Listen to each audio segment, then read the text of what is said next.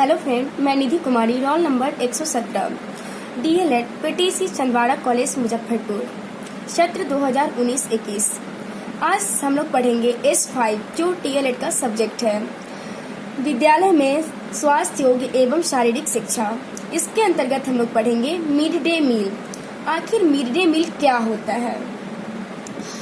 Mid day meal, इसकी भूमिका पहले हम लोग जानेंगे। भारत में पढ़ाई के बीच में स्कूल छुड़ा देने की प्रथा बहुत पुरानी है। गरीबी और भूख के कारण बहुत से बच्चे स्कूल का मुंह भी नहीं देख पाते हैं। हालांकि स्कूल जाने वाले बच्चों में इस रूप में काफ़ी कमी आई है, मगर आज से 3 दशक पहले इसकी दर बहुत ही ज़्यादा है। भारत की लगभग 50% जनसंख्या ही स्कूलों का मुंह देख पाती थी। इसी रवैये में परिवर्तन लाने के उद्देश्य से मिड डे मील योजना का शुभारंभ किया गया था। 15 अगस्त को हम हर साल स्वतंत्रता दिवस मनाते हैं।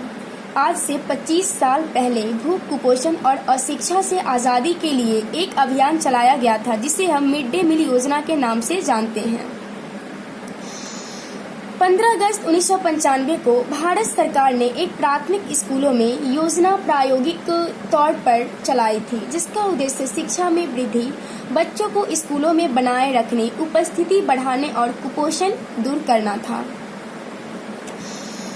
मिड डे मील के अब हम लोग कुछ उद्देश्य जानेंगे। आखिर किस उद्देश्य से ये योजना चलाया गया था?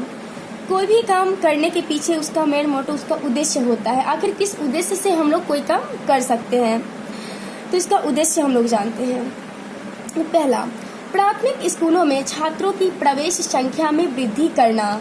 इसका फर्स्ट उद्देश्य था कि प्राथमिक स्कूलों में जो छात्रों की संख्या निम्न थी, छात्र तो आते ही नहीं थे विद्यालय, तो इसका उद्देश्य था कि बच्चे विद्यालय में अधिक से अधिक आए, ताकि बच्चों में शिक्षा आ सके और बच्चे शिक्षित हो सके।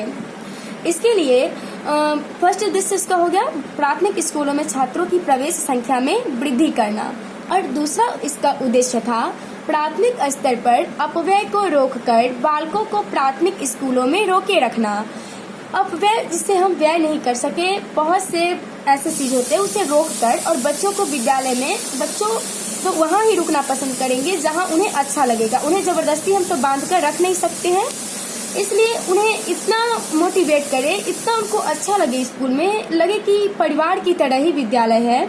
उन्हें डांटना नहीं है, उसे एकदम अच्छे से उनके साथ व्यवहार करना है, तो वो खुद ही रहेंगे मेरे साथ विद्यालय में। फिर इसका तीसरा है छात्रों की नियमित उपस्थिति में वृद्धि करना। प्रत्येक 3 छात्र देखते हैं, जब से मिड डे मील योजना का प्रारंभ हुआ है तब से बच्चे की जनसंख्या में काफी वृद्धि हुई है। बच्चे अब स्कूल सही टाइम पे आ जाते हैं और प्रत्येक बच्चे प्रतिदिन एक न एक तो बढ़ते ही हैं, ऐसा हम लोग देखते हैं। चौथा है छात्रों को पौष्टिक भोजन के द्वारा स्वास्थ्य लाभ देना। हम लोग अच्छी तरह जानते हैं हमारे देश में आर्थिक स्थिति बहुत ही ज़्यादा प्रभाव शिक्षा के क्षेत्र में डालती है। गरीबी के कारण बच्चे को पौष्टिक आहार नहीं मिल पाता है, जिसके कारण वे कुपोषण के शिकार हो जाते हैं। इसलिए विद्यालय में मिड डे मील की जो स्थापना की गई, तो मेनू तैयार किया गया कि बच्चे को सप्ताह में प्रतिदिन बदल बदल कर खाना देना है, तो इससे बच्चे कुपोषित नहीं रहेंगे और स्वास्थ्य अच्छा रहेगा उनका। जैसा कि कहा भी गया है कि स्वस्थ शरीर में ही स्वस्थ मस्तिष्क का विकास होता है, इसलिए तो स्वस्थ मस्तिष्क के लिए मेन तो पौष्टिक आहार ही होगा ना। तो इनका चौथा जो इसका था उद्देश्य, वो था छात्रों को पौष्टिक भोजन के द्वारा स्वास्थ्य लाभ देना। फिर इसका 5वां जो उद्देश्य था वो है स्कूलों में बच्चों की उपस्थिति व पोषण की स्थिति को सुधारना। जैसा कि हम इससे पहले ही बताए थे कि बच्चे की उपस्थिति और पोषण को सुधारना, जो बच्चे नहीं आना चाहते हैं तो उसमें सुधार भी हुआ। ये योजना आया जब से, तो ये था उद्देश्य इसका। और पोषण की स्थिति जो वही बताया, पौष्टिक आहार देकर पोषण की स्थिति को सुधारा जा सकता है। इसके बाद फिर छठा है पढ़ाई को बीच में छोड़ देने वाले बच्चों की संख्या में कमी लाना। बहुत से बच्चे कुछ दिन विद्यालय आते और छोड़ देते हैं, तो इसके पीछे बहुत से वजह होगा, तो इसकी संख्या में भी कमी लाना। फिर 7वां है विभिन्न वर्गों और जातियों के बच्चों द्वारा एक साथ इकट्ठा खाना खाने से समानता की भावना को विकसित करना व जाति पाति के भेद को दूर करना है। जी हाँ दोस्तों, इसका इम्पोर्टेंट लाइन यही मुझे लगा, क्योंकि यहाँ पे विद्यालय में यहाँ पे समावेशी शिक्षा है। तो हम लोग जानते हैं कि प्रत्येक जाति, धर्म और वर्ग के बच्चे पढ़ने आते हैं वहाँ पे। इसके लिए यूनिफॉर्म जो है वो भी लागू किया गया था स्कूल में, और अभी है भी, ताकि सभी बच्चे एक समान लगे, ताकि किसी को ये न लगे कि हम गरीब हैं, हम अमीर हैं, या हम ये हैं या कुछ भी।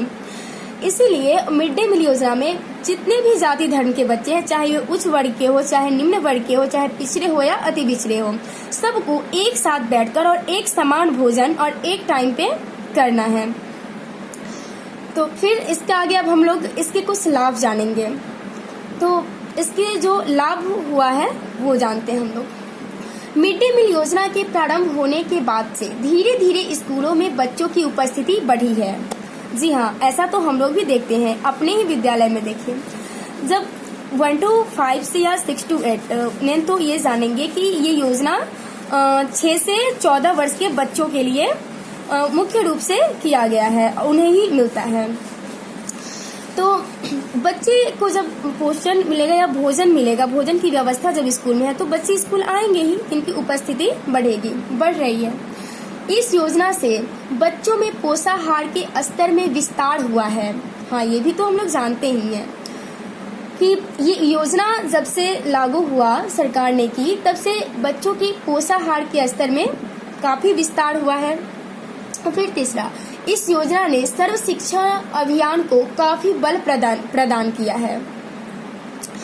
फिर चौथा है, मिड डे मील योजना से खाना पकाने सहित कई कार्यों में बढ़ती महिलाओं की भागीदारी से रोजगार के स्तर में भी सुधार हुआ है। महिलाओं को इसमें रोजगार दिया गया है। चौथा है, इसका फिर छठा हो जाएगा, मध्याह्न भोजन योजना छात्रों के ज्ञानात्मक, भावात्मक और सामाजिक विकास में सहायता करता है। धन्यवाद।